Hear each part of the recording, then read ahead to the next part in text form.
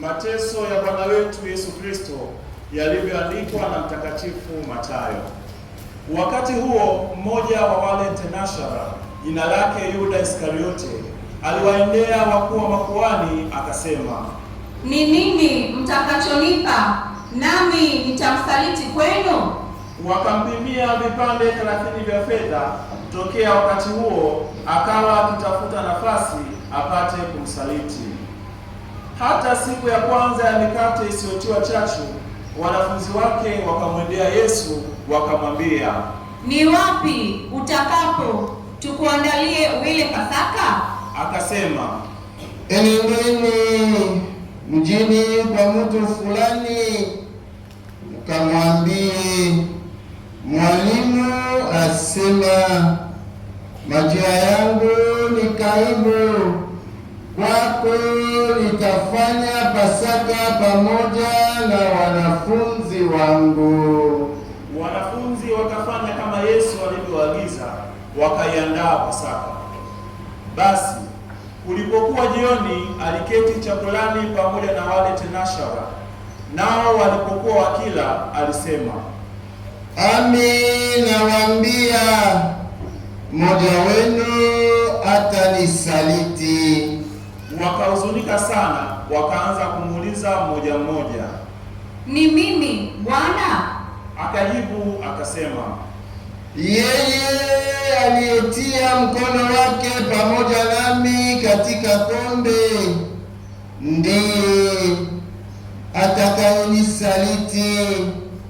Mwana wa Adamu aenda zake kama alivyoandikiwa, lakini ole wake mtu yule ambaye amsaliti Mwana wa Adamu.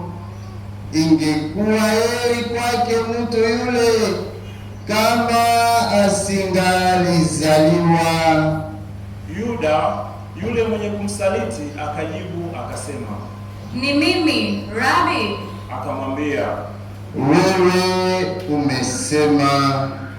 Nao walipokuwa wakila, Yesu alitoa mkate, akabariki, akaumega, akawapa wanafunzi wake, akasema, twaeni mle, ndio mwili wangu.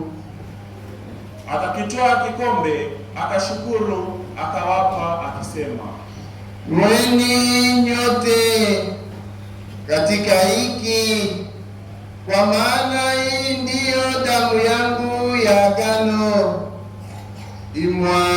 imwagikao kwa ajili ya wengi kwa ondoleo la dhambi.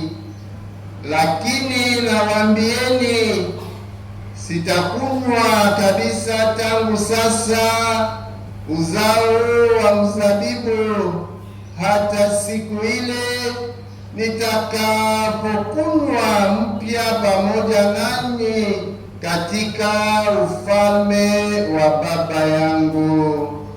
Nao walipokuwa walipokwisha kuimba, wakatoka nje kwenda mlima wa Mizeituni.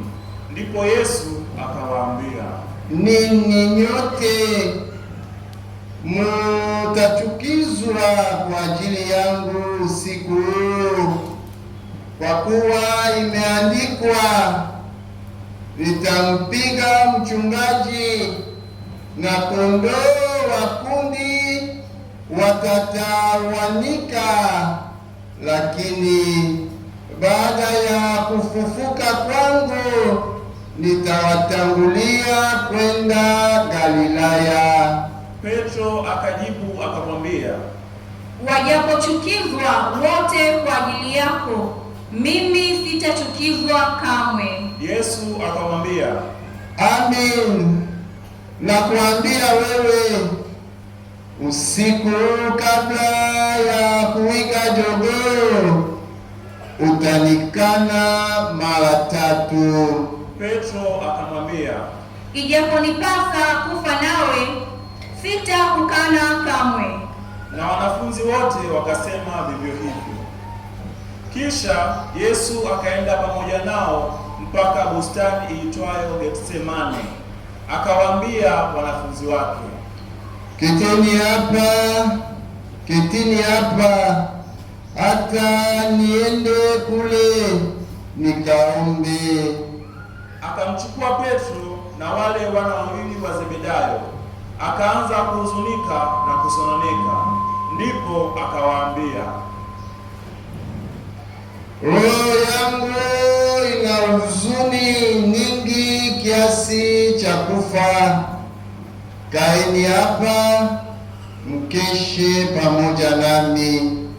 Akaendelea mbele kidogo, akaanguka kifulifuli, akaomba akisema, Baba yangu, ikiwezekana kikombe hiki kiniepuke, walakini si kama nitakavyo mimi, bali kama utakavyo wewe.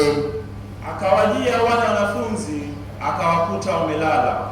Akamwambia Petro, je, hamkuweza kukesha pamoja nami hata saa moja? Kesheni muombe, msije mkaingia majaribuni. Roho ilazi, lakini mwili ni dhaifu. Akaenda tena mara ya pili, akaomba akisema, Baba yangu, ikiwa haiwezekani kikombe hiki kiniepuke, nisipokunywa, mapenzi yako yatimizwe. Akaja tena akawakuta wamelala, maana macho yao yamekuwa mazito. Akawaacha tena, akaenda akaomba mara 3, akisema maneno yale yale. Kisha akawajia wanafunzi wake, akawaambia, laleni sasa mpumzike. Tazama, saa imekaribia, na Mwana wa Adamu anatiwa katika mikono ya wenye dhambi. Ondokeni, twende Zeituni. Tazama, yule anayenisaliti amekaribia. Basi alipokuwa katika kusema, tazama, Yuda mmoja wa wale tenashara akaja, na pamoja naye kundi kubwa, wenye panga na marungu, wametoka kwa wakuu wa makuhani na wazee wa watu. Na yule mwenye kumsaliti alikuwa amewapa ishara akisema, nitakaye mbusu, huyo ndiye, mkamateni.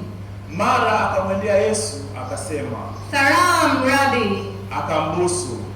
Yesu akamwambia, Rafiki, fanya ulilolijia. Wakaenda wakanyosha mikono yao wakamkamata Yesu. Na tazama, mmoja wao waliokuwa pamoja na Yesu akanyosha mkono wake, akaufuta upanga wake, akampiga mtumwa wa kuhani mkuu, akamkata sikio. Ndipo Yesu akamwambia, rudisha upanga wako mahali pake, maana wote waushikao upanga wataangamia kwa upanga. Ama wadhani ya kuwa mimi siwezi kumsihi Baba yangu, naye ataniletea sasa hivi zaidi ya majeshi 12 ya malaika? Yatatimizwaje basi maandiko ya kwamba hivyo ndivyo vilivyowapasa kujiri? Saa ile Yesu akawaambia makutano, je, mmetoka kama kumkamata mnyang'anyi wenye panga na marungu ili kunishika? Kila siku niliketi hekaluni nikifundisha, msinikamate. Lakini haya yote yamekuwa ili maandiko ya manabii yatimizwe. Ndipo wanafunzi wote wakamwacha wakakimbia. Nao waliomkamata Yesu wakampeleka kwa Kayafa, kuhani mkuu, waliokuwa wamekutanika waandishi na wazee. Na Petro akamfuata kwa mbali mpaka behewa ya kuhani mkuu, akaingia ndani, akaketi pamoja na watumishi auone mwisho.